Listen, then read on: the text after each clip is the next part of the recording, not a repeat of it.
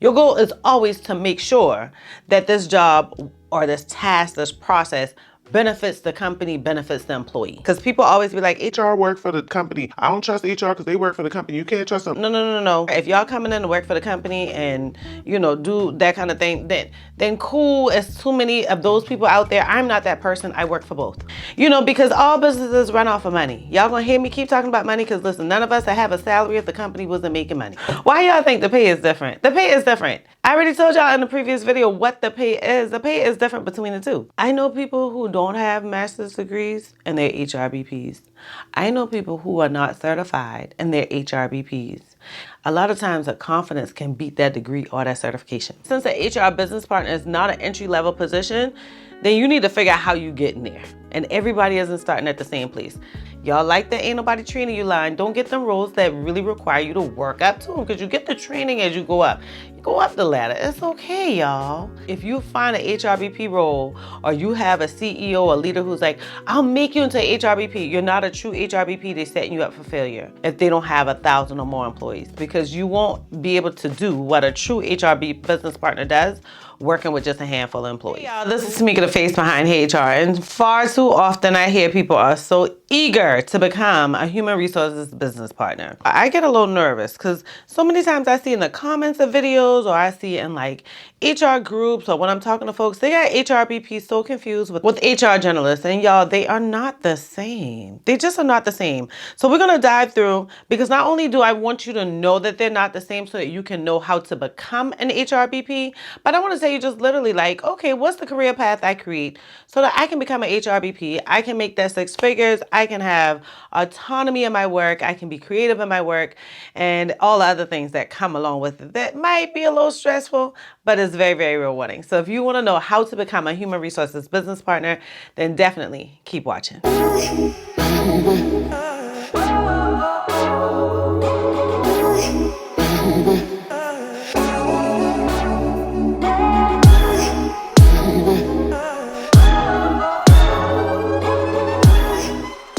All right, so I already started the video on this. I'm gonna go ahead with it again. HRBP and HR generalists are not the same. They're not the same. Please, if you thought they are, to me, it seemed like they are. No. Get that out of your head.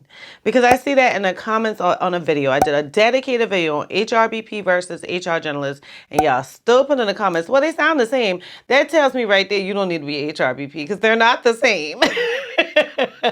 And then I did a blog on it, thought that was going to clear things up a bit. I don't think that cleared things up as much.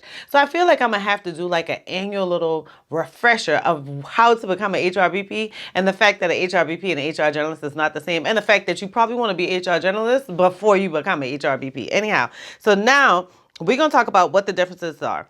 For HRBP, it is expected that you automatically implement strategy. We use that word so often, I think it goes over our heads and we go, okay, check. Yeah, I can do that. Strategy is different. Strategy is being able to look at this information, research it or know the difference of how it's going to impact the company, be able to mitigate those risks, determine your action plan. Your action plan might include who you need to notify, the time frame you need to notify people. Is this a good thing I need to tell everybody? Is this something I should just tell managers? And then be able to immediately put that process in effect and see how it works out. Your goal is always to make sure that this job or this task, this process benefits the company, benefits the employee. Because people always be like, HR work for the company. I don't trust HR because they work for the company. You can't trust them. No. If y'all coming in to work for the company and, do that kind of thing, then cool. It's too many of those people out there. I'm not that person. I work for both. I work for the human resources department and the business. I also work for the employees. I look for equal balance, and that's the best way to be, y'all. That really is the best way to be, because now you make everybody happy. Ain't nobody back in your face, because whoever you don't make happy gonna come back, be whispering in your face and telling you how horrible you were and that was a bad decision and got you twined up in a mess. So if you know you work for both, then you're always gonna look for the benefit of both. And when you're doing strategy, that should be your goal. Am I going to save the company money and make this employee happy to come into work? Am I going to save the company some money and make sure that this employee is happy with their salary? Am I going to see the issues that are wrong and create a plan that's going to automatically stop the company from spending too much money or to avoid them from spending extra money? Because all businesses run off of money. Y'all going to hear me keep talking about money because listen, none of us that have a salary if the company wasn't making money. So The first thing is that HRBP requires strategy. I'm going to go ahead and put the definition of strategy around that right here at the bottom of the screen. Even though I'm a little nervous that y'all still ain't going to get it. Strategy is being able to really think ahead. It's proactive thinking. It's safeguard thinking. It's implementing a process with that thinking. You ain't just going to think about it. You got to put action to it too. And you got to make sure it works, like it fits. And then you got to, if it don't fit, you're going to have to know how do I make adjustments to make it better the next time? Or how do I get the information to find out what the heck I even did wrong? So that's what it is for one. That's just one thing that HRBP is responsible for. The next thing is they must connect the business to the employee or to the people. So you want to make sure that you know how the business runs. How can you connect the business to the people if you don't know what the people are doing and you don't know what the business is doing, why the business is even open?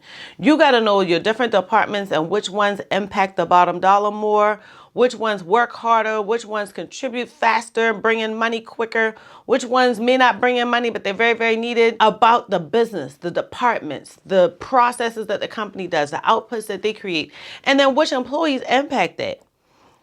When you know how to connect those two, it really helps because now you know where you need your people to make the biggest impact. The next thing that HRBP is responsible for is being proactive. We don't wait till somebody come in our door and be like, yo, Tamika, so I need you to change my address. No. We're thinking of ways that they can change their address themselves because we're so busy doing research. We're analyzing data. We're coming up with new processes. Let me put it this way. I feel like as the HRBP, I found myself a lot of times trying to make sure that the train not only never fell off the track, but if it fell off the track, people weren't hurt. That makes sense? I'm trying to predict moves ahead of time. Sometimes they're really fast, like a train. Sure, now let's say our train system wasn't as good as it was. I want to think about what cities it's going to hit next. When do I need to alert the traffic people and all the people on the roads that a train is coming? Like, you thinking ahead before the train gets there. You know the train coming. You trying to make sure you get all your ducks in order before the train gets there. That's what I think about as being an HRBP. But anyhow, you want to create some new processes. You're always going to create new processes because that process, what you should always be doing is analyzing your people and the company to see what's not working. What can be improved? What has been working really well but is a little bit redundant? What seems like it's second nature now and nobody really paid attention? So you want to constantly evaluate and improve and create new, and even if it's not a process, it may be an initiative, a program, or what have you. Now, let's talk about the HR generalist. Your HR generalist is a tad bit different because your HR generalist, they ain't got to think proactive. They don't need to use strategy. What they're going to do is they're going to, sorry, there was like a fly at my window and I have my window open while I'm recording in my shade. And I don't normally have that open. I think it's just a bug. Anyhow, your HR generalist is always going to just maintain existing processes. We're not asking them to create nothing new. Everything's already created for them. They like the catch-all for the department. Now, HRBP is not a catch-all for the department. HRBP is like an HR director, and you're just giving updates to your VP or your director or whoever. HRBP is going to be that decision maker. They're going to tell the executive leaders what they expect them to do. They're going to lead those business units, and those business units isn't one department. It's usually one department that has multiple departments in it. Your HR generalist ain't managing a soul. They listen to what the HR director telling them. They managing the functions. Somebody need to change an address. Somebody got to qualify an event. Somebody need a workers' comp claim, and you're just going to start that and do the updates. And then before you close the claim, you're going to make sure the director okay, you closing the claim. Before you make a decision, you're going to make sure the HR director cool with you making that decision. Maybe you got somebody going out on FMLA. So now I got to manage this FMLA. Then I need to tell payroll that this person is out on FMLA. Then I need to tell this person how much PTO they got. It really is repetitive for an HR generalist. HRBP is not repetitive. It's not repetitive. If it's repetitive, it's because you're doing repetitive trainings with your managers to make sure that they continue being good managers. So maybe I might do that monthly. I might do that quarterly. An HR generalist is not doing trainings with no managers. Why y'all think the pay is different? The pay is different. I already told y'all in the previous video what the pay is. The pay is different between the two. Your HR generalist is not seen as a decision maker. No one's asking them to make drastic decisions unless they have a weak HR director. I'm going to just be honest with you. I've had plenty weak HR directors where I find myself making decisions and I'm like, this is your job, but I'm going to do it. You know what I'm saying? Like, they're just two different jobs. So now that y'all know that, because that's important, y'all, that's important, because I always tell my mentees that it's very, very important to become an HR generalist before you go into an HRBP role. I wouldn't say everybody need to be an HR generalist. Some people work in different specialized roles where they know enough and they've built their leadership skills or their strategic skills enough where I'm like, well, you can try an HRBP and maybe you can work for a company that's willing to train you more. Typically as an HRBP, nobody ain't really looking to train you on much. They're looking to let you understand these systems, but not like sit down and show you, you click here and then you click there. No, HR generalist, yes, that's what we'll do. HRBP, no, that's not what we're going to do. So if y'all a little confused, because we really want to know how to get this job now. I'm all over the place, but we really want to know how to get a job as an HRBP, but that's just so important, y'all. Anyhow, I'm going to put the link to the blog and the video down in the description box, so check that out. But not yet, because now I didn't even tell you how to become an HRBP yet. All right, cool. So you want to first create a career ladder, because so many people say, I got this degree and I worked in this job. Can I be an HRBP? It takes more than that. I know people who don't have master's degrees and they're HRBPs. I know people who are not certified and they're HRBPs. HRBPs are strategic. They're confident. They know strategy. They know how to build relationships. They know how to guide stakeholders. A lot of times, that confidence can beat that degree or that certification. So if you create a career plan, right, that keep you focused on what you need to know. So let's say you started as an HR assistant. After you already did that for a couple years, then I would go into like an HR generalist role. And then I would say, okay, I'm going to go ahead and probably get my certification or get a degree, one of the two, because going from a coordinator or assistant straight into an HR generalist, unless you're doing for a significant amount of time, could possibly still not prepare you to be an HRBP.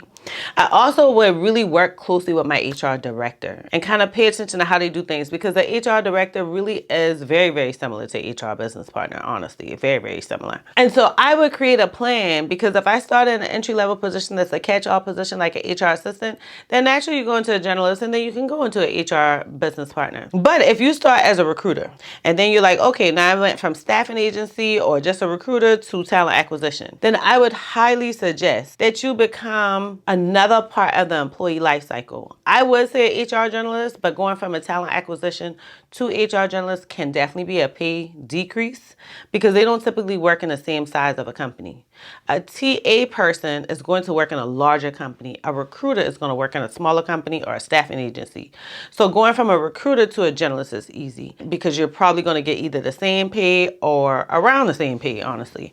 But going from talent acquisition into a generalist could be a pay decrease. All right, hope I didn't confuse anybody there. But I do have a playlist that breaks down all the different positions. After you become an HR generalist, honestly, I would think it's a better idea. And I'm not saying this just because I did this, but it works so smooth for me. And I can't imagine it not being smooth for anybody else, is that if you had like an HR assistant role, you go into an HR generalist role, and then you go into a HR manager or HR director for a smaller company. Because you can learn that strategy on a slower scale. You can learn it on a less heavy scale, because it'll be less employees.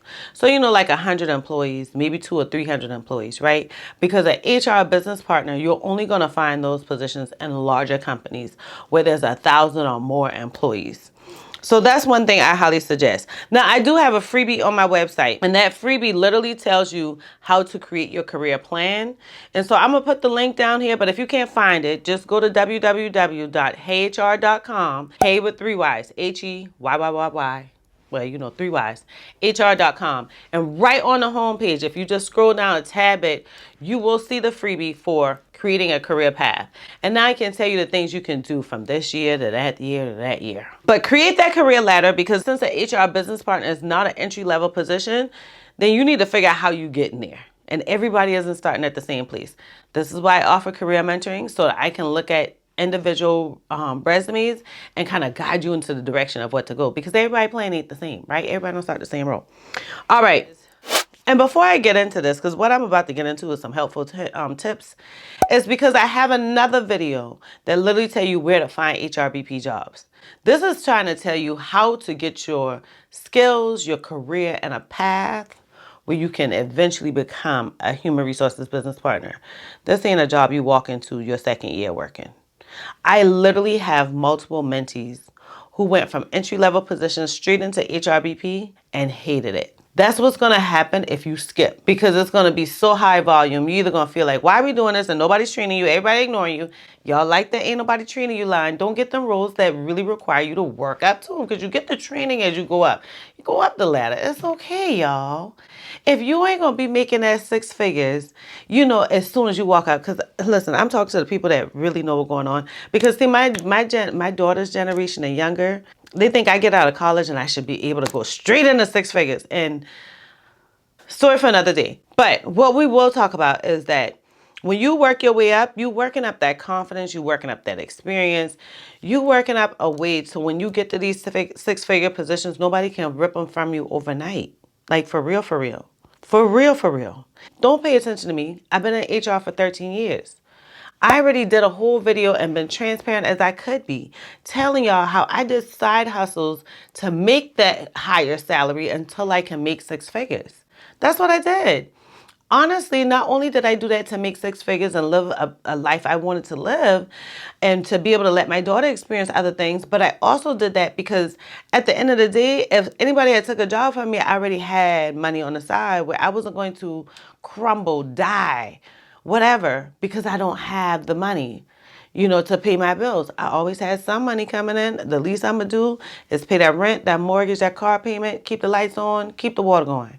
Forget any and everything else. I'm going to make enough for at least that on my side hustles. So I already told y'all how I did that. So let me tell y'all about these helpful hints. And so with these helpful hints, you want to work at larger companies. And when I say larger companies, you want to work with larger companies on a smaller size or a smaller scale, right? So that's the first hint.